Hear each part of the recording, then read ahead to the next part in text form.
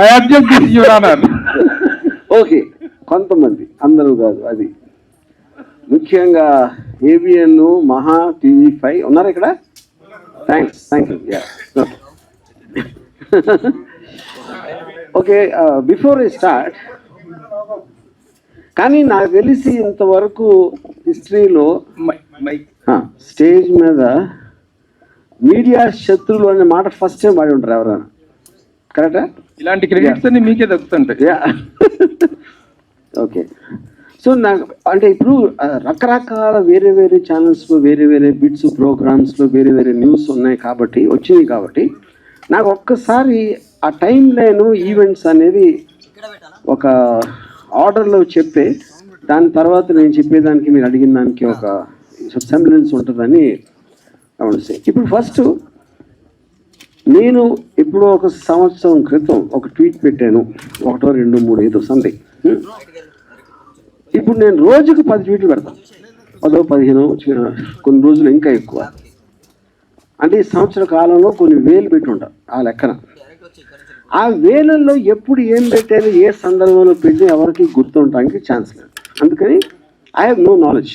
అది ఇప్పుడు రెండో పాయింట్, దాని వలన ఒకరి మనోభావాలు దెబ్బతిన్నాయి.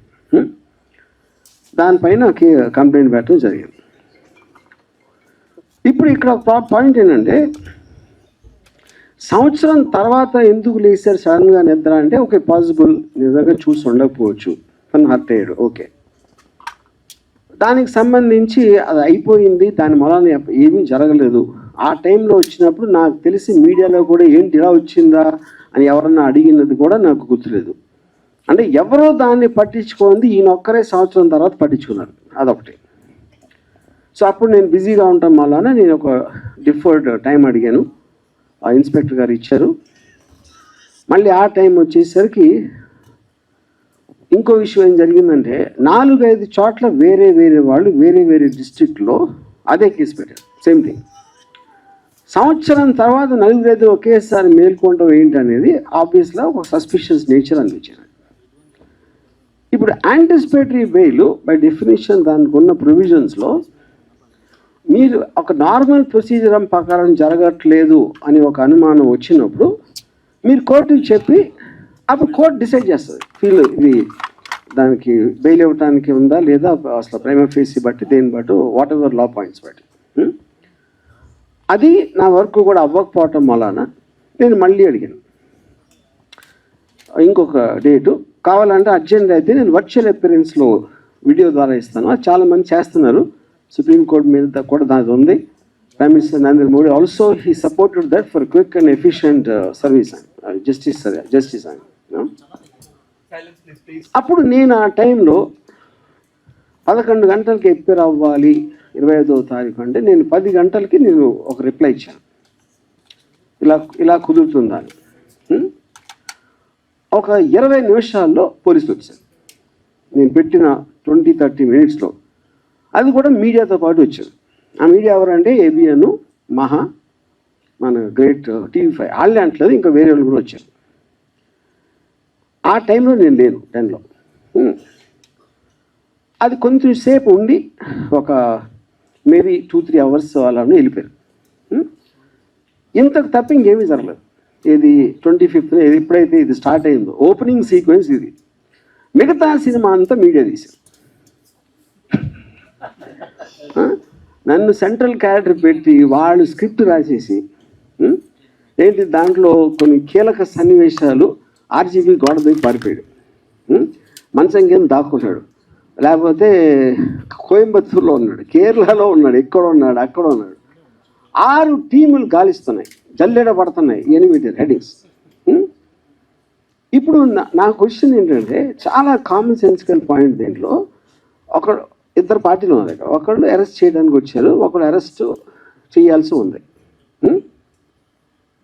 ఇప్పుడు దీంట్లో ఫస్ట్ అరెస్ట్ చేయడానికి వస్తే ఎవరైనా ఏం చేస్తారు, డెన్లో వస్తారు, అది నా ప్లేస్ కాబట్టి.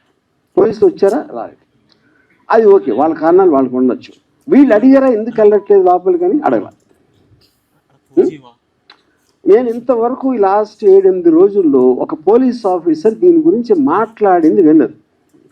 ఇలా అవుతుంది, ఇలా చేస్తున్నాం, టీములు ఫామ్ చేసాం, అన్ని కేసులు చెప్తారు కదా, క్రిమినల్ కేసులో ఇన్ని టీమ్స్ ఫలానా వాడిని ఎదుగుతున్నాయని వాళ్ళు చెప్పారా? చెప్పలా. నార్మల్ ఆస్పెక్ట్లో డెన్లోకి, లేకపోతే నాకు క్లోజ్ ఫ్రెండ్స్, నా పార్ట్నరు, నా ఫ్రెండు, నా ఫ్యామిలీ, మా సిస్టరు వాళ్ళ దగ్గరికి వెళ్ళాలి. అక్కడ దొరకపోతేనే నెక్స్ట్ వైడింగ్ చేస్తారు. ఇవన్నీ వదిలేసి వైడింగ్ చేయడం అంటే అసలు ఏమన్నా అర్థం ఉందా? అది ఎవరు అర్థం? పోలీసులు కంప్లీట్ వాళ్ళు చెప్పలేదు మేము చేస్తున్నాం అని. స్క్రీన్ ప్లే మొత్తం, స్క్రీన్ ప్లే, దర్శకత్వం, పాటలు, మాటలు, బ్యాక్గ్రౌండ్ మ్యూజిక్ అంతా చేసింది మీడియా. అప్పుడు దీంట్లో లార్జర్ పాయింట్ ఏంటంటే, నాకు నా కేసు ఒకసారి పక్కన పెడితే నేను ఒక చిన్న ఎగ్జాంపుల్ ఇస్తాను. అరవింద్ వాలెస్ అని ఒక చాలా ఫేమస్ రైటరు ఆల్ మైటీ అని ఒక బుక్ రాశారు 70s, 1975 ఎప్పుడు. అదేంటంటే న్యూస్ పేపర్ ఇండస్ట్రీలో పర్టికులర్ న్యూస్ పేపర్ ఓనర్ తను అన్ని పేపర్లకు ఒకే న్యూస్ వస్తాయి కదా, మన న్యూస్లో స్పెషాలిటీ ఉంటుంది, మన పేపర్లో ఒక యూనిక్నెస్ అనేది లేకపోతే మన ఎందుకు ఎక్కువ కొంటారు అని ఒక ఆలోచనతో మన దగ్గరే ఉండాలి ఆ న్యూస్. అప్పుడు ఎలా అవుతాయి? మన దగ్గరే మనమే సృష్టించారు అని ఇన్సిడెంట్ క్రియేట్ చేసి ఆ ఒక్క పేపర్లోనే ఇన్సిడెంట్లు వచ్చాయి. ఇన్సిడెంట్ క్రియేట్ చేసింది కూడా ఇతనే. అది దీన్ని బేస్ చేసి అంతిమ తీర్పు అలాంటి కొన్ని సినిమాలు కూడా వచ్చినాయి ఆ టైంలో, ఆల్ మైటీ బుక్ బేస్ చేసి.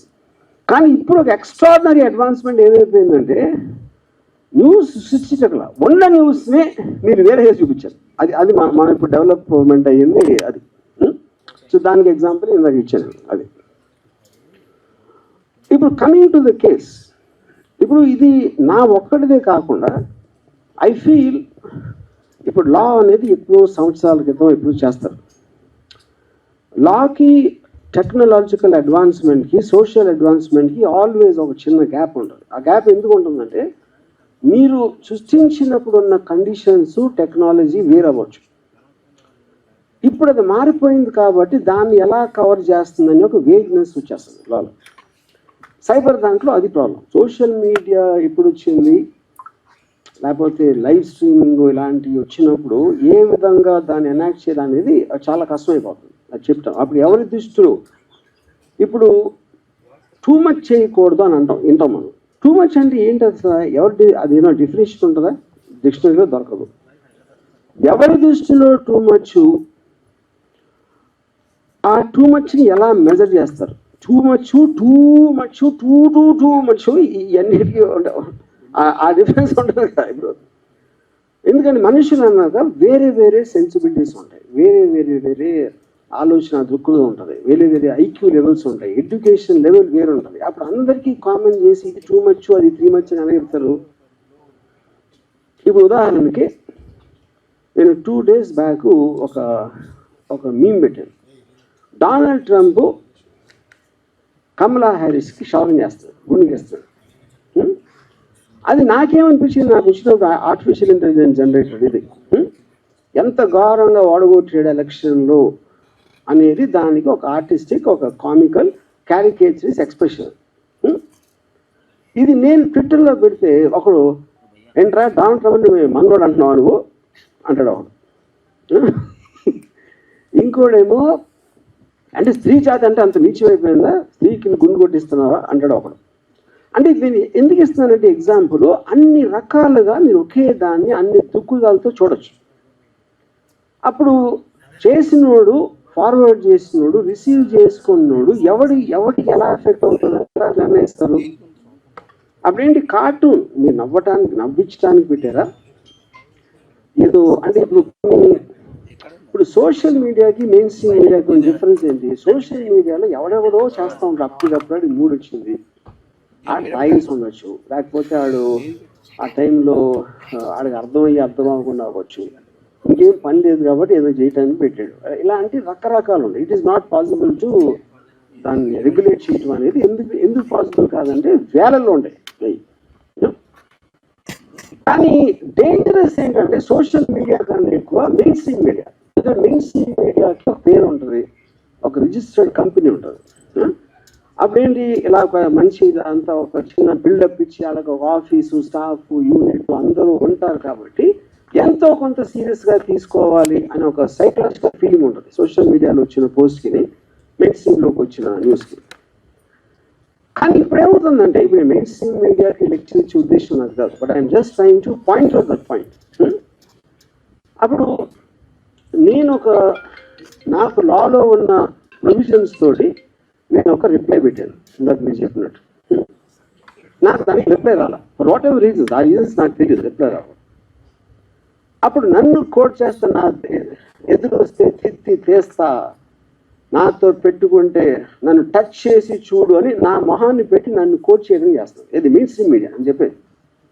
అంటే ఇప్పుడు దాని నుంచి ఏంటి నన్ను కోట్ చేస్తున్నారు. అక్కడ లాలో ఏంటంటే మీరు పెట్టిన దానికి ఏ ఉద్దేశంతో పెట్టారు అనేది ఒక చాలా కీలకమైన పాయింట్. అది intention of posting it and the motive behind it. ఇప్పుడు ఫర్ ఎగ్జాంపుల్ ఒక అమెరికాలో CNN and Fox News, CNN and Fox News ఇద్దరికి పడదు. They are very very opposite to each other. అక్కడ CNN హోస్ట్ ఫాక్స్ హోస్ట్ నలుగురు కూర్చొని మాట్లాడుతున్నారు అని ఒక AI జనరేటెడ్ వీడియో పెట్టాడు. అంటే వాడి ఉద్దేశం ఏంటి, ఏఐకి ఎంత పవర్ ఉందో చెప్పడానికి, ఇలాంటిది కూడా నిజంగా జరిగిందని చేసి చూపెట్టగలుగుతుంది అనేది పాయింట్ అండి. కానీ మీరు అది చెప్పకుండా వీళ్ళందరూ కలిసిపోయింది సార్, వాళ్ళందరూ ఒకటే, అందరూ వచ్చి మనం మోసం చేస్తున్నారు అని చెప్తే అప్పుడు మీరు ఒక అబద్ధాన్ని నిజం చేయటానికి ప్రూవ్ చేయడానికి ట్రై చేస్తున్నారు. అది డిఫరెన్స్. అప్పుడు మెయిన్ స్ట్రీమ్ మీడియాలో నాకు వచ్చి నన్ను టచ్ చేసి చూడు బక్కెలు వస్తా నా మీద పెడితే అని నేను అన్నట్టు చూపిస్తే అదేంటి చాలా మంది హెడ్లైన్ చూస్తారు, ఎవరు మిగతా వీడియో ఎవరు చూడరు. వాళ్ళు పెట్టేది కూడా అందుకే, అది కూడా వి అండర్స్టాండ్ దట్ యూనో. అప్పుడు mainstream media in a way అది తప్పని అంటే మళ్ళీ సెకండ్ టైం చెప్తున్నా, it is actually more dangerous than social media. Social media ఎవడెవడో ఏదో వాగుతూ ఉంటాడు, ఎవరు పట్టించుకోరు. కానీ మీకు అలాంటి పేరు వచ్చినప్పుడు వస్తుంది. అది దానికి one of the biggest examples recent టైమ్స్లో నా కేసు. నేను హైదరాబాద్లో ఉన్నాను, మొర్రో డెన్లో ఉంటున్నాను అని 3 రోజులు చెప్తున్నాను. నేను లైవ్లో ఇంటర్వ్యూలు ఇస్తున్నాను టీవీ ఛానల్స్కి వెళ్ళి, అయినా కూడా they are not stopping that. అదొకటి. నెక్స్ట్ ఏమంటున్నారు, ఎక్కడే ఉన్నా ఇంకా పట్టుకోవట్లేదని పోలీసులు పట్టుకోని ఎప్పుడు చెప్పారు అసలు నీకు అంతకన్నా జోక్ ఉంటుంది అన్నది. అసలు వాళ్ళు చెప్పలేదు వారెంట్ ఉందని చెప్పలా, పట్టుకోవడానికి వచ్చామని చెప్పలేదు. ఇంకా పట్టుకోవట్లేదు అంటే గవర్నమెంట్ మారిన ఇప్పుడు కూడా పోలీస్ శాఖ వైసీపీగా పనిచేస్తాను అనమాట. అండ్ అది లేకపోతే నా ఫ్రెండ్స్ ఎవరో ప్రకాష్ రాజు లేకపోతే నాగార్జున వీళ్ళు నన్ను దాచేశారు. దాచారని అంత ఇది ఉంటే అక్కడికి వెళ్ళాలి కదా, అంత ఇన్ఫర్మేషన్ మీడియా దగ్గర ఉంటే వీళ్ళే కదా ఇప్పుడు డిటెక్టివ్స్. పోలీస్ శాఖ డిటెక్టివ్స్ అనేది మీనింగ్లెస్ ఇవాళ రోజుల్లో. Media is the detective. Media detection ఎక్కడ చేస్తుంది, వాళ్ళ మైండ్లో చేస్తుంది. దానికి ఎవిడెన్స్ కానీ దానికి ఒక సపోర్ట్ బేసిస్ అనేది ఉండదు. కానీ నా ఫీలింగ్ ఏంటంటే ఎంత చేసినా ఇప్పుడు సోషల్ మీడియాలో ఒక లాలో ఒక ఆస్పెక్ట్ ఉంది. 4 E's అంటారు దాన్ని. ఇంజనీర్ ఒక ప్రాబ్లమ్ని ఇంజనీర్ చేసి ఎలా దీన్ని ఆపాలి లేకపోతే కంట్రోల్ చేయాలి లిమిటేషన్ పెట్టాలి అంటే ఇంజనీర్ చేయాలి. దాన్ని ఎనాక్ట్ చేయాలి, ఒక లాగా తీసుకోవాలి. ఓకే ఈ పరిస్థితి ఇది అని డెఫినేషన్లు అన్ని ఇచ్చి పారామీటర్స్ ఫిక్స్ చేయాలి. దాని తర్వాత ఎడ్యుకేట్, ప్రజలకు చెప్పాలి ఓకే ఇంతవరకు మీరు చేశారు కానీ ఈ రోజు నుంచి ఇలాంటివి వస్తాయి, ఇలా వస్తాయి. That is what call education. దాని తర్వాత ఎన్ఫోర్స్మెంట్. ఆ ఎడ్యుకేట్ చేసిన తర్వాత కూడా దాన్ని వాడు నేను అతిక్రమిస్తే దానికి ఒక కాంటెక్స్లో పనిష్మెంట్ ఏదేదో పెనలైజేషన్ జరుగుతుంది. ఇక్కడ మనం ఉన్న ఈ టైమ్స్ ఏమవుతుందంటే ఈ 4 E's కూడా లేవు. అది ఎవరు ఎంతసేపు సోషల్ మీడియా టూ మచ్ అయిపోతుందండి, మరీ కొంచెం మితిమీరిపోతుంది అని అంటున్నారు కానీ అది ఎలా ఆపాలనే ఆలోచన కూడా ఎవరు చేయట్లా కూర్చొని. అదే చేయనప్పుడు మిగతా 3 ఎక్కడికి వస్తాయి. 100% we agree that there's some very offensive posts. There's no doubt about it. Offensive నా దృష్టిలో ఒకటి వచ్చి మీ దృష్టిలో ఒకటి, అది కూడా అగ్రీ. కానీ ఫ్రీ సొసైటీలో బై డెఫినేషన్ మీకు టాలరేషన్ ఉండాలి, లేకపోతే ఫ్రీ సొసైటీ అవ్వదు. నా అభిప్రాయం అనేది నాకు చెప్పినప్పుడు మీ అభిప్రాయాన్ని కూడా నేను అదే దాంట్లో తీసుకునే స్పిరిట్ ఉండాలి. నా అభిప్రాయం కరెక్ట్ అన్నప్పుడు ఫ్రీ సొసైటీ ఎలా అవుతుంది? So that is one point. అప్పుడేంటి, ఒక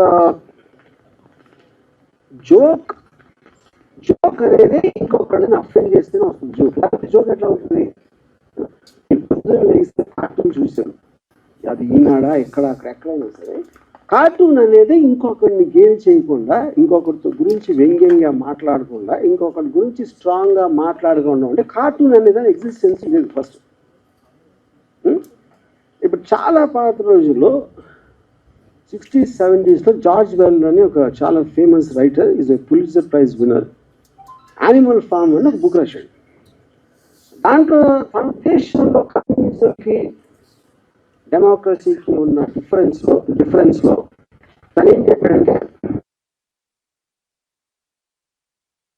చేసేదారు మొత్తం అన్ని చోట్ల అందరూ, నేను చెప్పేది ఒకళ్ళిద్దరు కాదు. అప్పుడు వాటిని మీరు రిస్ట్రిక్ట్ చేయలేరు కాబట్టి నేను ఇందాక చెప్పింది సీరియస్గా తీసుకోవట్లేదు. America is not able to control. మొత్తం 2024 ఎలక్షన్లో total thing was on memes. ఇప్పుడు డొనాల్డ్ ట్రంప్ ట్రయల్ జరుగుతుంటే ఆల్విన్ బ్రాగ్ అని attorney general of United states, Trump ఒక మీమ్ పెట్టాడు. ఆల్విన్ బ్రాగ్ ఉండి వెనకాల నుంచి బేస్బాల్ బ్యాట్ తోటి తల మీద కొడుతున్నట్టు పెట్టాడు. ఏది తన ఓన్ ట్విట్టర్లో. అది ఆ తర్వాత అమెరికన్ ప్రెసిడెంట్ అయిపోయాడు, అది వేరే విషయం. దాని తర్వాత సో ఇప్పుడు దీనికి ఒక చిన్న కనెక్షన్ ఏముంటుందంటే, సినిమా సెన్సార్ బోర్డు ఎందుకు ఉంది? 1952 సినిమాటోగ్రాఫ్ యాక్ట్లో వాళ్ళు అప్పుడు ఫీల్ అయింది ఏంటంటే, ఒక powerful medium imagery, dialogue, video వీటితోటి బయటకు వస్తే అఫెండ్ అవ్వచ్చు అదవచ్చు అని ఇలాంటి అన్ని అనుకుని ప్రతిదీ ఒక బోర్డు చూసి డిసైడ్ చేసి సర్టిఫికేషన్స్ చేయాలి. సోషల్ మీడియా లేదు, ఇంటర్నెట్ లేదు, శాటిలైట్ టీవీ లేదు, ఏమీ లేనప్పుడు వచ్చిన యాక్ట్. అందుకని దీన్ని ఏం చేయాలో తెలియక దీన్ని వదిలేస్తున్నారు. ఓటీటీ లైవ్ చూపిస్తారు, లైవ్ స్ట్రీమ్లో బూతులు తిడుతూ ఉంటారు, పాలిటీషియన్స్ బూతులు తిడుతూ ఉంటారు, మెయిన్ స్ట్రీమ్ లివింగ్ రూమ్లో పిల్లలు ఉన్నప్పుడు. అది ఎందుకంటే మీకు సెకండ్ బై సెకండ్ వెళ్ళిపోతూ ఉంటే మీరు చెప్పేది బయటికి, దాన్ని ఎలా సెన్సార్ చేస్తారు? అప్పుడేదో అది చేసాం కాబట్టి ఇప్పటికీ సినిమాలు ఒక్కడానికి పరిమితం చేస్తారు సెన్సార్. అంటే లాస్ అనేవి అలా యాక్ట్ అవుతాయని చెప్పడం నేను ఆ దృష్టి తీసుకోవడానికి చెప్తున్నాను. సో అప్పుడు అది కంట్రోల్ ఎలా చేయాలి, అసలు చేయాలా వద్దా అనేది మేజర్ ఇష్యూ. ఇప్పుడు సపోజ్ ఇది నాకు జరగలేదు అనుకోండి, ఇది ఎవరికో జరిగింది అనుకోండి, నాకు తెలిసి నేను కూడా ఎంజాయ్ చేసేవాడిని. ఎవరో డైరెక్టర్ ఎక్స్ ఆడు ఉనికిపోతున్నాడంట, గోడ దూకిసాడంట, ఆడు సిలోన్ పారిపోయాడంట అంటే I'm sure even I would have enjoyed that. ఎందుకు ఎంజాయ్ చేస్తామంటే మనిషి నైజంలోనే ఇంకొకటి ప్రాబ్లం ఉన్నప్పుడు మనకి డ్రామాటికలీ ఇంట్రెస్టింగ్గా ఉంటుంది అది వినటానికి. అందుకని మీకు ఎప్పుడు కూడా థంబ్ లైన్స్ అనేది నెగిటివ్ ఇష్యూస్లో వస్తాయి. నెగిటివ్ థంబ్ లైన్ ఉంటేనే ఓపెన్ చేస్తారు, లేకపోతే ఓపెన్ చేయడం దాన్ని ఫస్ట్. అప్పుడేంటి, అదే ఫ్యాక్ట్ అని అనుకుని ఓకే అని అనుకోవచ్చు. ఎందుకంటే మీరు చెయ్యలేని దాంతో మన కోవిడ్ వచ్చినప్పుడు సహజీవనం చేయాలని చెప్పారు కదా, అంతే. అప్పుడు అది ఇది అనుకుంటే అలా తీసుకుంటే అసలు ప్రాబ్లమే లేదు. So more than less this is what I want to say. I think నేను మరీ ఎక్కువ లెక్చర్ ఇస్తే ఐఎమ్ సారీ ఫర్ దట్. చెప్పండి కదా, ఇప్పుడు ఇంకేం చెప్పాలి?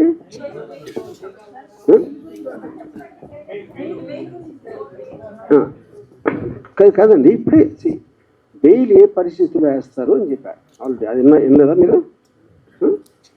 బెయిల్ అనేది ఇంతమంది ఒకేసారి నేర్చుకుని అన్ని డిస్ట్రిక్షన్స్లో వెళ్తున్నారు కాబట్టి దాని మీద నాకు ఒక సస్పిషన్ వచ్చి అది కోర్టు ద్వారా క్లారిటీ తీసుకోవటానికి ఈసారి ఆల్ యాంటిసిపేటరీ బెయిల్స్ అన్ని చేస్తారు.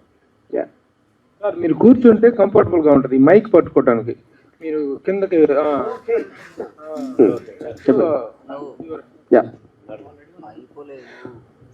ఏం చెప్పాలి, కంగ్రాచులేషన్స్ చెప్పాలా లేకపోతే ఎలా స్టార్ట్ చేయాలి, అది ఎట్లా బెయిల్ వచ్చినందుకు? ఇప్పుడు సార్ జుడిషియల్ ప్రాసెస్లో అదే నేను చెప్తున్నాను. ఇప్పుడు జ్యుడిషియల్ ప్రాసెస్ మీరు ఏమి లాయర్తో మాడక్కలేదు, జస్ట్ మీరు వికీపీడియాలో కానీ లేకపోతే సెక్షన్ ఫలానా లేకపోతే 41 CRPC నోటీస్ ఏంటి అని పెడితే అందరికీ తెలుస్తుంది. అదే దానికి పెద్ద బ్రహ్మ మీకు మహా ఎడ్యుకేటెడ్ అని అవసరం లేదు. ఓకే, అందరూ ఒకటి మిస్ అవుతుంది, ఆర్జీని అరెస్ట్ చేయాలి ఇంకా అరెస్ట్ చేయడం అంటే ఏంటది, ఏం కేసు అని ఎవడు అడగడు. బెయిల్ అనేటువంటిది మర్డర్ కేసా లేకపోతే కిడ్నాపింగ్ కేసా, ఏం కేసు అసలు అది కదా మెయిన్ డిస్ప్యూట్.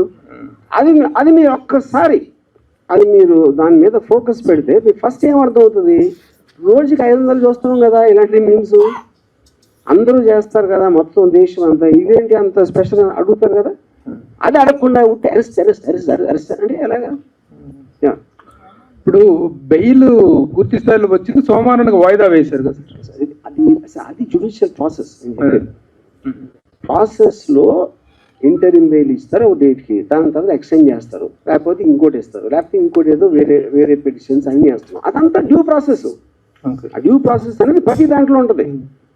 కానీ మెయిన్ పాయింట్ ఎక్కడండి, నేను యాంటిసిపేటరీ బెయిల్ వేసిన రీజన్ ఆల్రెడీ చెప్పాను. కానీ ముఖ్య రీజన్ ఏంటంటే పోలీస్ ఇంతవరకు చెప్పలా నన్ను అరెస్ట్ చేస్తానని, అరెస్ట్ చేయబోతున్నాం అని చెప్పలా. అది మెయిన్ పాయింట్ నేను చెప్పేది. అది మీరు అవాయిడ్ చేసేసి మేము మొదట అరెస్ట్ అంటున్నారు. అది ఇప్పుడు మీకు హెల్ప్ గా నిలబడింది ఇండియన్ జ్యుడిషియరీనా, లేకపోతే గతంలో ఒకసారి వ్యూహం సినిమా రిలీజ్ అప్పుడు, ఒక్క నిమిషం సార్, వ్యూహం సినిమా రిలీజ్ అప్పుడు ఎలా మీరు సెన్సార్ మేనేజ్ చేశారు, ఎలా హౌ ఇప్పుడు కమ్ అవుట్ ఆఫ్ దిస్ అని అడిగితే దావూద్ ఇబ్రహీం హెల్ప్ చేశాడని చెప్పారు మీరు. ఇప్పుడు ఎవరు హెల్ప్ చేశారు అంటే ఇప్పుడు దావూద్ ఇబ్రహీం హెల్ప్ చేశాడని మీరు నమ్మారు? అది జోక్ అని కూడా తెలియదు. ఇప్పుడు కూడా చెప్పాను. ఇప్పుడు ఫర్ ఎగ్జాంపుల్ డ్యూ ప్రాసెస్లో దానికి ఉన్న సెక్షన్స్, దానికి ఉన్న ఎలిమెంటు, ఇప్పుడు ఒకటి ఏదన్నా జరిగినప్పుడు సపోజ్ ఆ ట్వీట్ ఉందనుకోండి, దానికి ఒక యాక్షన్ జరగాల. మీరు నేను మిమ్మల్ని ఇప్పుడు చెప్పాను ఫలానా వాడిని కొట్టమని చెప్పాను, నేను చెప్పాను అంతే. మీరు కొట్టి ఏం చేస్తారు, ఆర్జీవీ చెప్పాను అంటారు. ఆర్జీవీ చెప్పినందుకు కొడితే అది నాకు దాని నుంచి డైరెక్ట్గా మీరు ఒక లాభం అనేది ప్రూవ్ చేయలేకపోతే నేను చెప్పినా కూడా that won't become an offence. Okay, so ఇప్పుడు 1 year బ్యాక్ నేను పెట్టిన ఏదైతే చెప్తున్నారో అది దాని వలన ఏం జరిగింది అసలు, ఇంత 1 yearలో ఏం జరిగింది ఒకటి. రెండోది, ఆ రోజున ఈయనంటే ఇప్పుడు నిద్రలేసాడు పెట్టినాడు, ఆ రోజున ఉన్న మెయిన్ స్ట్రీమ్ మీడియా ఇంక్లూడింగ్ వాళ్ళతో ప్రోలో ఉన్నా కూడా వాళ్ళు ఏదైనా అనుకున్నారో దాని గురించి అనుకోవాలి. ఎందుకు అనుకోలేదంటే వాళ్ళు చేస్తారు, అదే చేస్తారు, ప్రోగ్రామ్స్ చేస్తారు. ఏది డూపులు పెట్టి, ఇది పెట్టి, క్యారికేచర్స్ పెట్టి, కార్టూన్స్ పెట్టి, పొలిటికల్ లీడర్స్ని కానీ సెలబ్రిటీస్ని కానీ ఎవరినైనా కంటిన్యూస్గా మీరు కార్టూనిష్గా చేయటం అనేది it's a culture in the whole world, in a free world. Yeah Ajeev గారు, అయితే 1 year బ్యాక్ జరిగిన దానికి కేసులు పెట్టడం ఏంటని మీరు అడిగారు. లాస్ట్ 5 yearsలో కూడా మీరు సినిమాలు తీశారు, ఈ గవర్నమెంట్ మారిన తర్వాత మానేశారు. ఎవరికి టైం వచ్చినప్పుడు వాళ్ళు నడిపిస్తారని ఎందుకు అనుకోవట్లే మీరు? ఎవరికి టైం వచ్చినప్పుడు వాళ్ళు నడిపిస్తారంటే ఏం నడిపిస్తారు అంటే మీరు పొలిటికల్ మూవీస్ చేయనన్నారు కదా, ఇప్పుడు కూడా చెయ్యొచ్చు కదా. ఎందుకు చేయాలి? మూవీస్ చేయడానికి నా రీజన్, అప్పుడు భయపడ్డారు అనుకోవచ్చు కదా దాన్ని. నేను చెప్పింది ఎప్పుడు వ్యూహం రిలీజ్ అవ్వక ముందు చెప్పాను, నేను ఇంకా పొలిటికల్ మూవీస్ చేయను. ఎందుకు చేయని చెప్పానంటే నాకు ఆ సెన్సార్ డీలేస్ అంత చిరాకేసింది. అది ఇది అన్ని చెప్పి నా మొత్తం టైము 1 year వేస్ట్ అయిపోయింది దాంట్లో. దాని మూలాలు ఆ విధంగా నా డెసిషన్ తీసుకున్నాను, అది నేను చెప్పింది. సో మీడియా గురించి మాట్లాడారు కదా, సెన్సార్ సినిమాలకు ఉన్నట్లే మీడియాకు కూడా ఉండాలి అని చెప్పి. ఉండాలి అని చెప్పలేదు, ఉంటే బాగుంటుంది. పోనీ కుదరదు, ఎందుకంటే మీకు బట్ ఎవరు టెలికాస్ట్ చేసింది వాళ్ళకి డేటాబేస్ లో రికార్డ్ అయ్యి ఉంటుంది. మీ మీద ఆరోపణలు చేశారు, లేకపోతే మీ బొమ్మలు ఇలా కార్టూన్ రూపంలో వేశారని చాలా చెప్పారు కదా. సో దాని మీద మీరు కేసు ఫైల్ చేసుకోవచ్చు కదా, మీకు స్కోప్ ఉంది కదా. నాకు అవమానం జరిగింది అని. నాకు టైం లేదు, ఎందుకంటే నేను బతికేది ఎవడో నా మీద అన్నాడు, ఆడేదో అన్నాడు అని వాడు వెనకాల పట్టలో నా టైం నేను వేస్ట్ చేసుకోను, నేను అది చెప్పేది. అందుకని you have to leave it. అదేమి దాన్ని సీరియస్గా తీసుకోకూడదు, తీసుకోవాలని చెప్పట్లే నేను. ఎందుకంటే we have become a part of that eco system in the social media. దాని నుంచి ఎవరు బయటపడలేరు. అప్పుడేంటి, అది మనం ఏం చేయలేం కాబట్టి దాంతోపాటు we have to adapt to it, అది నేను చెప్పింది. వర్మ గారు ఈ మొత్తం ఎపిసోడ్ అంతా కూడా మిమ్మల్ని బాగా డిస్టర్బ్ చేసినట్టుంది. సో ఇప్పుడు ఇదేంటంటే అది నేను ఎలా ఉన్నాను అనేది మీ మీ దృష్టిలో ఫీల్ అవుతుంది. ఇప్పుడు ఫర్ ఎగ్జాంపుల్ నేను ఒక చిన్న ఎగ్జాంపుల్ వేస్తాను. నాగార్జున ఒక చెట్టు దగ్గర అనుకున్న స్టేజ్లో చెట్టు ఉంది. చాలాసార్లు అక్కడ కూర్చున్నాడు. నాగార్జునకి ఏదైనా హిట్ వచ్చినప్పుడు ఏమన్నారంటే కొంచెం తేజస్సు స్పెషల్గా ఉంటాడు, అందుకని చూడండి ఎంత అలా అని చెప్పారు. ఫ్లాప్ వస్తే దిగాలుగా కూర్చున్నాడండి, అది ఎవరు వెళ్ళట్లేదేమో పాపం అనేవారు. ఇంకో దాంట్లో చేస్తే ఇంకో దాంట్లో. సో ఎప్పుడన్నా ఎవరు ఎలా ఫీల్ అవుతారో వాళ్ళు చూసిన దృష్టి పెట్టి ఉంటారు. ఇంకొక ఎగ్జాంపుల్ ఇస్తాను. రితిక్ రోషన్ సూపర్ స్టార్ అయినప్పుడు మన ఫస్ట్ టైం ముగ్గురు ముస్లింలు, ఆమిర్, సల్మాన్, షారుఖ్ పెద్ద హీరోలు. ఇప్పుడు మన హిందూ కూడా వచ్చాడని ఒక చిన్న టాక్ వచ్చింది 2001లో, బ్యాక్ ఇన్ 2000. అప్పుడు రితిక్ రోషన్ ఫిల్మ్ఫేర్కి డాన్స్ చేస్తూ ఉంటే షారుఖ్ వచ్చాడు గెస్ట్గా. వీళ్ళందరూ షారుఖ్ మా మీద కెమెరా పెట్టి చూడండి ఇక్కడ నవ్వట్లేదు, లోపల కుమిలిపోతున్నాడు, అదేమో ఇదేమో ఇది అంతే. ఎవరనుకో షారుఖ్ ఏమనుకుంటే ఎవరికి తెలియదు అసలు అక్కడ. అప్పుడు ఏంటంటే నేను ఎలా ఉన్నాను అనుకుంటే మీకు ఆనందం అనిపిస్తుందో అది మీరు అనుకోండి, అది ఈజీ కదా. వర్మ గారు అంటే మీరు ఎలా ఉన్నారో మేమేమనుకుంటున్నాం అని పక్కన పెడితే, సో ఫస్ట్ టైం అరెస్ట్కి సంబంధించి వర్మ భయపడ్డాడు, ఇక్కడ పారిపోలేదు అనేది మీరు స్టేట్మెంట్ ఇచ్చారు, భయపడ్డారు అందుకే యాంటిసిపేట్ బెయిలేసాడు. ఏంటో తెలుసుకోవడానికి బెయిలేసాడా లేదా భయపడి బెయిలేసాడా? పోలీసులు అరెస్ట్ చేస్తారు ఏం చెప్పలేదు మీడియాకు, అందుకోసమే పోలీసులు వచ్చింది దేనికోసమో తెలియదు, కానీ మీడియా అరెస్ట్ అనేది ఒక ప్రాపగండా సృష్టించింది అనేది వర్మ మాట. కానీ దాని వెనకాల భయపడి యాంటిసిపేటరీ బెయిల్ వేశారు వర్మ అనేది ఒక మాట. సో దీనికి సమాధానం ఏంటి? నీకు తెలుగు రాదో, నీకు బుర్ర లేదో నాకు తెలియట్లా. నేను రాగానే ఇది ఒక్కటే చెప్పా. ఫస్ట్ మొత్తం పోసు కూర్చున్నట్టు జరిగింది, నా కారణం ఏంటి అని చెప్పాక మళ్ళీ అడిగితే ఏంటి నేను చెప్పేది? యాంటిసిపేటరీ బెయిల్ రీజన్ చెప్పాను, అక్కడ జరిగింది ఏంటో చెప్పాను, పోలీసులు ఇంతవరకు నాకు టచ్లో కూడా రాలేదని చెప్పాను, 10లోకి రాలేదని చెప్పాను. మళ్ళీ అది అడిగితే ఏం చేయలేను? నోటీస్కి రిప్లై ఇచ్చని చెప్పాను కదండి. రిప్లైలో ఏమి ఇచ్చారో కూడా చెప్పాను. ఎస్ హియర్ అండి. ప్రతిదానికి స్ట్రైట్ గా మాట్లాడేటటువంటి ఆర్జీవి పోలీసుల విచారణకు సంబంధించి మాత్రం వెళ్ళలేదు, యాంటిసిపేటరీ బెయిల్ వచ్చింది, it's fine. At the same time పోలీసులు సెకండ్ టైం నోటీసులు ఇవ్వడానికి డెన్ వద్దకు వచ్చారనేది క్లియర్ కట్ సమాచారం. సెకండ్ టైం కాదండి, సెకండ్ టైం వేరే డేట్ ఇచ్చారు ఫస్ట్ అయిపోయిన తర్వాత. ఓకే, ఆ డేట్లో నేను 10 o'clockకి నేను రిప్లై పెట్టాను, నాకు ఫర్దర్ టైం కావాలి, లేకపోతే వర్చువల్ గా వీడియోలో వస్తాను. ఓకే, ఎప్పుడు రాని ఫోన్ ఎందుకు స్విచ్ ఆఫ్ వచ్చింది? అది చెప్తాను. ఓకే ఓకే, అది నేను చెప్పలేదు ఇందాక. నేను 2 o'clock వరకు నా ఫోన్ స్విచ్ ఆన్లో ఉంది. ఓకే, దాని తర్వాత ఇది వాళ్ళు వచ్చింది 10:30కి. 2 o'clockకి స్విచ్ ఆన్ చేసిన దానికి ఒక్కటి మీడియా వాళ్ళు విపరీతంగా అందరూ ఫోన్ చేసింది, ఏమైపోతుంది, పోలీసు ఎందుకు వచ్చారు, బ్లా బ్లా బ్లా బ్లా బ్లా. ఇది అది నా వర్క్ ఉంది. సెకండ్ రీజను, నేను యాంటిసిపేటరీ బెయిల్ చేసినప్పుడు దానికి ఒక 5గురు వేరే వేరే వాళ్ళు చేస్తున్నారు ఒకేసారి అన్న దాని మీద, దానికి ఎలాంటి స్కీమ్ అయ్యి ఉంటుంది, ఎందుకు చేస్తానని హరాస్ చేయడానికని ఆలోచించడానికి నాకు కావాల్సిన టైం దానికి నేను స్విచ్ ఆఫ్ చేశాను. అది ఎప్పుడైతే డెసిషన్ తీసుకున్నానో ఇమీడియట్గా స్విచ్ ఆన్ చేసి ఇక్కడే ఉన్నానని చెప్పాను. వర్మ గారు, మీరు సంవత్సరానికి ముందు జరిగింది ఇప్పుడు ఎందుకు మళ్ళీ తీస్తున్నారు అంటున్నారు. సంవత్సరానికి ముందు మీరు చేసినటువంటి పోస్టులు, మీ అకౌంట్ నుంచి వచ్చినటువంటి పోస్టులు, తర్వాత వచ్చినటువంటి సినిమాలకు సంబంధించి అప్పుడు పవన్ కళ్యాణ్ ఉద్దేశించి మీరు చేసినటువంటి కొన్ని వ్యాఖ్యలు, అప్పుడు జనసేన వాళ్ళు రియాక్ట్ అయ్యారు, కొంతమంది పోలీస్ స్టేషన్ దగ్గర కూడా కంప్లైంట్ ఇచ్చారు. బట్ ఏమంటే అప్పుడున్నటువంటి గవర్నమెంట్ ఆ కంప్లైంట్లు తీసుకోలేదు. బట్ ఇప్పుడు ఎందుకు ఈ కంప్లైంట్లు తీసుకున్నారు? అది నాకు ఎలా తెలుస్తుంది? మీరు స్పెసిఫిక్ గా చెప్పకపోతే. అది ఫస్ట్ ఆఫ్ ఆల్ గవర్నమెంట్ మీడియాలో అన్నిట్లోనే వచ్చింది, మీ వ్యాఖ్యలు అన్ని వచ్చాయి. ఎక్కడ కాదు వచ్చింది, ఇట్స్ డిబేటబుల్, డిబేట్స్ కూడా జరిగాయి సార్. మీరు చేసిన ఎగ్జాక్ట్ గా నేను అదే చెప్తున్నా.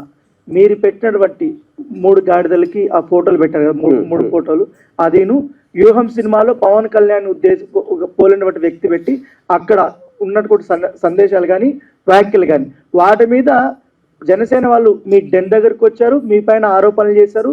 ఆరోపణలు కాదు, అరిశారు. తర్వాత మీరు కూడా ప్రెస్ మీట్లు పెట్టారు. వాళ్ళు కేసులు పెట్టినా కూడా కేసులు తీసుకోలేదు అప్పుడు ప్రభుత్వం. నేను అదే అంటున్నా, ఆ కేసు ఎక్కడ పెట్టారు నాకు ఎట్లా తెలుసు? ఆంధ్రాలో విజయవాడలో పెట్టారు. వాళ్ళు వచ్చి అరిసింది డెన్ దగ్గర. ఎక్కడ పెట్టారు కేసు చెప్పండి, ఏ స్టేషన్ లో చెప్పి పెట్టారు? పంజాగుట్లో కూడా కేసులు పెట్టారు, బట్ తీసుకోలేదు అప్పుడు. నేను అదే అడుగుతున్నా, పంజాగుట్లో ఎలా పెడతాయి అంటే ఎలా అంటే నా జ్యూరిస్డిక్షన్ అనా? అభిమానులు మనోభావాలు దెబ్బతిన్న తర్వాత అది ఓకే. నేనేమంటున్నానంటే పోలీసు కేసు తీసుకోకపోతే నేనే ట్రాన్స్ఫర్ చేస్తాను దానికి. Police department is different. నాకు సంబంధం లేదు. I'm film maker.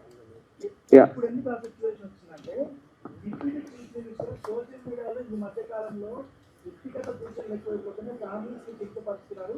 దీన్ని కంట్రోల్ చేయాలన్నప్పుడు గతంలో ఉన్నటువంటి అన్ని కూడా చూసి కేసు పెడుతున్నారు. ఆ పరంపరలో మీరు కూడా కేసు పెట్టారు. అది నాకు తెలియదు, ఎందుకంటే నాకు తెలియకుండా ఐ డోంట్ వాంట్ టు ఫలానా వాళ్ళు మలానా అవుతుంది కాదు ఫలానా వాళ్ళు చేస్తున్నారు, ఫలానా వాళ్ళు చెప్పారు నేను చెప్పలేను, ఎందుకంటే ఆ నాలెడ్జ్ నా దగ్గర లేదు. Sir, Madhu from Mahani sir. ఇక్కడ ఉన్నాను. ఈ మధ్య ఏపీలో అరెస్ట్ అవుతున్న కేసుల్లో చాలా మంది జైలుకి వెళ్తున్నారు కదా, వాళ్ళు ఏమంటున్నారు అంటే మాకు గుర్తు లేదు, మర్చిపోయాము, ఇలా చెప్తున్నారు. సో ఇప్పుడు మీరు ఆ రెండు వాడకుండా ఆన్సర్ చెప్తారని చూస్తున్నారు.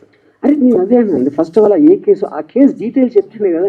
మద్దిపాడు పోలీస్ స్టేషన్ ఒకటి. మద్దిపాడు కాదు, ఇందాక మీరు చెప్పారు కదా ఇలా చెప్తున్నారు. ఆ క్వశ్చన్ నాది కాదు సార్, ఇది వేరు. నేను టోటల్ గా నేను అనే కేసు వేరు, నా క్వశ్చన్ వేరు. మద్దిపాడు పోలీసులు ఆర్జీవీ డెన్ దగ్గరికి వచ్చిన తర్వాత 2 days మీరు కనిపించలేదు సార్. సినిమా షూటింగ్ 2 days అని ఎలా చెప్తున్నారు? మీరు కనిపించలేదు. ఉన్నది 2 గంటలు, ఇప్పుడే చెప్పా 3 సార్లు. 2 days బ్యాక్ వరకు కూడా మద్దిపాడు పోలీసులు హైదరాబాద్ లో ఉన్నారు సార్. అక్కడ మీరు చెప్పారా? నాకు తెలుసు సార్, నా దగ్గర నుంచి సార్ ప్రూఫ్ ఉంది. చూపించండి ఇప్పుడే. ఆయన పేరు నోట్ చేసుకోండి. నా పేరు మధు సార్, మహాన్యూస్ లో పనిచేస్తాను. మీరు పోలీస్ ఆఫీసర్ 2 రోజుల నుంచి మేము గాలిస్తున్నాం అన్న వీడియో మీరు చూపిస్తే కనుక సార్ నేను మీకు ₹1,00,000 ఇస్తాను ఇమీడియట్ గా. చూసుకోండి. రండి సార్, ఈ ప్రెస్ మీట్ అయిపోయిన తర్వాత మీకు ఆడియో వినిపిస్తాను సార్. ఆడియో ఎవడన్నా మాడతాడు, నా పోలీస్ ఆఫీసర్ వీడియోలో చెప్పింది చూపించండి. ఆడియో లేదు మీకెందుకు మాట్లాడారు? ఇప్పుడు ఒకటి ఇవన్నీ అనవసరం సార్, నేను ఒకటే చెప్తున్నాను. సింపుల్ గా ఇది నాన్ సెన్స్ అనకండి సార్, ఎందుకంటే క్వశ్చన్ మేము అడగాలి, మీరు ఆన్సర్ చెప్పాలి. నాన్ సెన్స్ చెప్పట్లేదా? నేను చెప్పట్లేదు కాదు, మీరు ఇక్కడ కూర్చుని మీరు వాళ్ళు చెప్పారు 2 రోజులు ఉన్నారన్నారు. 2 రోజులు 2 రోజులు కాదు, 3 రోజులు సార్, 1 day వాట్ ఎవర్. నేను ప్రూఫ్ అడుగుతున్నా. అదే సార్ నేను అడిగింది. పోలీసులు చూపించకుండా ఊరికే మాట్లాడద్దు, అది నేను చెప్పేది. ఓకే, సినిమా షూటింగ్ అని చెప్పారు కదా సార్, సినిమా షూటింగ్ కి వెళ్ళామని చెప్పారు. ఏ సినిమా సార్? ఏం సార్ మీకు ఎందుకు చెప్పాలండి? ఇప్పుడు ఎందుకు అనిపించారు? అసలు పోలీస్ మీరు పిలిచారు కాబట్టి మేము వచ్చాం sir. I don't want to talk. మీ సమాధానం లేనప్పుడు ఇంకెలా నేను చెప్పను. ఇప్పుడు ఒకటే నేను ఇందాక ఒక చాలా ఇంపార్టెంట్ పాయింట్ చెప్పాను. 2 people ఆర్ మోస్ట్ ఇంపార్టెంట్ ఇక్కడ. పోలీసులకి they have every right to ask. ఏం అడగాలి? ఎక్కడ ఉన్నాడు రామ్మోహన్? ఇక్కడ లేడు, షూటింగ్లో ఉన్నాడు. ఏ షూటింగ్ అని అడిగారా? అడగల. ఎక్కడ ఏ ప్రాంతంలో జరుగుతుంది అన్నారా? అడగల. అరెస్ట్ చేయడానికి వచ్చాము అన్నారా? అనలేదు. మేము గాలింపు టీంపులు పెడుతున్నాం అన్నారా? అనలేదు. ఈ 4 ఏదన్నా వాళ్ళు అన్నది చూపిస్తే అప్పుడు మాట్లాడతాం. చేతగాని తను కానీ వాళ్ళు చెప్పలేదండి, అరెస్ట్ చేయడానికి వచ్చామని చెప్పలేదండి. చేతగాని వాళ్ళు ఎందుకు వచ్చారో మీరు వాళ్ళని అడుగుతారా, నన్ను అడుగుతారా? అట్లా కాదండి. సరే ఓకే, వదిలేసేయండి. మామూలుగా ఇన్ జనరల్ గా పోలీసులు అనేటువంటి వాళ్ళు మన ఇళ్ళ మీద కానీ ఎక్కడికైనా వచ్చినట్లయితే అది చాలా ప్రెస్టేజ్కి వచ్చిన ప్రతి ఒక్కళ్ళు కూడాను అవమానపడతారు. పోలీసులు వచ్చారు వాళ్ళ ఇంటికి అని. మీ ఆఫీస్ ముందు ఒక 4 గంటలు దాదాపు 2 గంటలో 4 గంటలో మీ ఇంటి ముందుకు వచ్చేసి వాళ్ళ ఆఫీస్ ముందుకు వచ్చేసినప్పుడు మీరు ఎందుకు వచ్చారు, నా పరువు తీసే హక్కు మీకేముంది అనేటువంటిది మీరేమైనా చేశారా?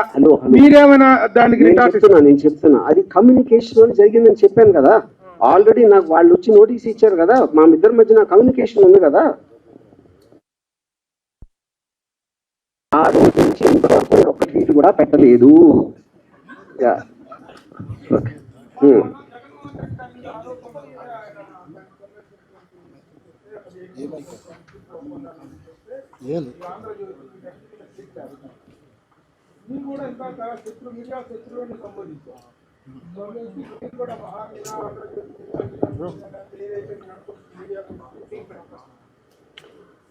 అది case I want to do. దాన్ని అంటే నా కారణాలు వేరు ఉండొచ్చు, ఆ కారణాలు డీటెయిల్స్ నేను తర్వాత చెప్తాను. బికాజ్ దిస్ కమ్స్ ఏది ఏది ఏది ఏది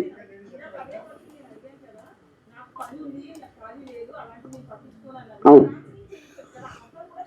ఇప్పుడు నాకు అసలు పని లేదు, టైం లేదు నాకు. అదే వేరే నేను వచ్చేది కేసు వేయటానుగా, నాకు ఏం అవసరం అది రావడానికి ఛాన్స్ లేదండి. ఎందుకంటే సోషల్ మీడియా అనేది విపరీతంగా విస్తరించిపోయింది. వేలు మీద ఎలా పెడతారు మీరు? అసలు ఎలా పాసిబుల్? అది ఎవ్వరు చేయలేరు కూడా. వర్మ గారు, ఇక్కడ అంటే మీరు ఏది సీరియస్ గా తీసుకోరు, సో అదే ఆ లైట్ తీసుకోవటం వల్లే మిమ్మల్ని కూడా మీడియా లైట్ తీసుకుని మీ మీద స్టోరీలు వెళ్ళిందని చెప్పేసి అనుకోవచ్చు మీరు. మీడియాకి ఒక పర్టికులర్ పర్సన్ మీద ఉంటుందని నేను అనుకున్నాను. వాళ్ళకి స్టోరీలు ఉన్న ఇంట్రెస్ట్, ఎంటర్టైన్మెంట్ చూస్తారు, కానీ ఎవరి మీద పర్టికులర్గా పర్సనల్గా తీసుకుంటారని నేను నమ్ముతాను. ఉదాహరణకి సుశాంత్ సింగ్ రాజ్పూత్ అప్పుడు ఆల్మోస్ట్ రిపబ్లిక్లో అర్నబ్ గోస్వామి 1 year నడిపాడు క్యాంపెయిన్. తర్వాత ఒక్కరోజు సడన్గా ఆపేశారు. అది దానికి ఏం సొల్యూషన్ రాలేదు, ఏమి రాలేదు. అప్పుడు అమ్మాయి పేరు మర్చిపోయాను నేను, heroine Sushant Singh girlfriend, తన మీద ఇప్పుడు తన మీద కంటిన్యూస్గా తనే చేసింది అని జైలుకి ఎందుకు అరెస్ట్ చేయలేదని నడిపారు కదా. అర్నబ్ గోస్వామికి అమ్మాయికి ఏం ఎప్పుడు కలిసి కూడా ఉంటుంది నాకు తెలిసి 100%. ఏదో ఆ టైంలో అనిపిస్తుంది మీడియాకి, అంటే ఒక వేవ్ లాగా వచ్చి వెళ్ళిపోతుంది. ఎవరు కూడా ఎవరిని పర్టికులర్గా పర్సిక్యూట్ చేస్తారని నేను అనుకోను. ఒకటి, సోషల్ మీడియాని ఎవరు కంట్రోల్ చేయలేరు అన్నారు, బట్ వ్యక్తిగత క్రమశిక్షణ ఎవరికి వాళ్ళు మెయింటైన్ చేస్తే ఏ గోళ ఉండదు కదా. బట్ ఎంటర్టైన్మెంట్ వేలో మీరు ఏది పెడితే అది పెడితే ఇబ్బందులు వస్తాయి అని చెప్పి మీరు నమ్ముతారా? సార్ ఇప్పుడు ఇది ఎలా ఉంటుందంటే, పొద్దున్న లేచి బాగా చదువుకుని మంచి పనులు చేసుకుని మంచి పెళ్లి చేసుకుని పిల్లలు కానీ అని చాలా సమాధానం చెప్పినట్టు ఉంది. ఎవరి కాళ్ళు క్రమశిక్షణ అంటే వాళ్ళకి లేదు. లేనప్పుడు ఏం చేస్తారు కదా ప్రాబ్లం. ఇక్కడ ఉన్నోళ్ళు ఏంటి, మనకేం అవసరం? ఇన్ కేస్ రాజీవి అరెస్ట్ అయ్యి జైల్లో ఉంటే జైల్లో ఎలా టైం స్పెండ్ చేస్తారు? అక్కడ విస్కీ ఉండదు, ట్రీట్ చేయడానికి ఫోన్ ఉండదు, ఓడకా ఉండదు, అమ్మాయిలు ఉండరు. Good question. The point is మనకి ఎవ్రీథింగ్ మనకు కావాల్సింది ఉండాలని జీవితంలో ఎప్పుడు చెప్పదు. నాకు అంబానీ అంత డబ్బు ఉందా? లేదు. నాకు ఎవరో అలాంటి కారు ఉందా? లేదు. నాకు మహా అందగతులైన అమ్మాయిలు ఒక భార్య ఉందా? లేదు. అప్పుడు మనకు ఉన్న దాంతోనే మనం సరిపెట్టుకుంటాం ఎప్పుడైనా.